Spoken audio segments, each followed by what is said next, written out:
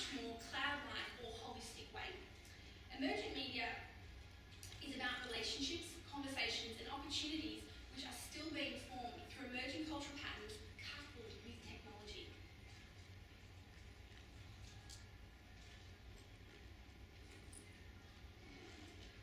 Here we go. So, I think something that's really interesting to point out here is that emergent media no longer means just being on social media platforms like Facebook or Twitter. Twitter is now 5 years old and Facebook is over 7 years old. And YouTube, for example, just had 5.4 billion video hits viewed in the last month. So this means that we're actually looking now beyond just using those platforms, but actually thinking about how we can engage with them in a much more robust and exciting way.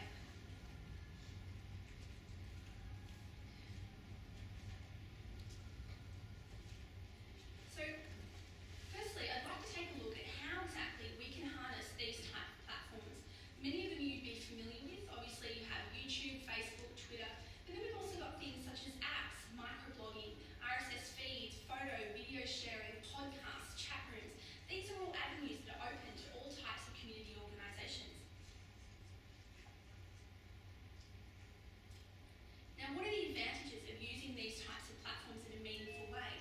Well, what we're getting an opportunity to do here is we're getting an opportunity for our organisations not only to share much more frequently our ideas, we're also getting a chance to consult our members more frequently and receive immediate feedback about the things that we're doing and make adjustments as needed, which is a much more exciting way to engage with your constituency very quickly and get that kind of feedback that you're really looking for.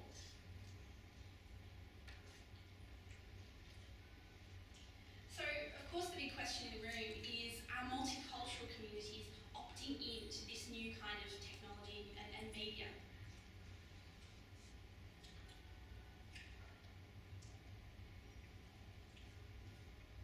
So, what I'd like to do now is I'd like to take a quick look at our multicultural global reality. Because something that's really important, I think, to draw upon is that while our communities are based location-wise in Australia, they're actually tapping into a much bigger online conversation, which is very much borderless.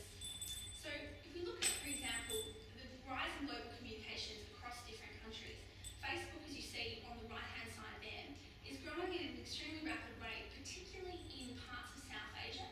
And now Indonesia has overtaken a number of other countries as being one of the highest Facebook users in the world. In terms of language usage, Facebook is now being used in over 40 different languages. And we can see here on Twitter as well that the growth rate for Portuguese, Japanese, Spanish, and a variety of other languages is actually really significant. So that means that conversations are taking place across the web in multiplicity of languages as we speak between people of different countries.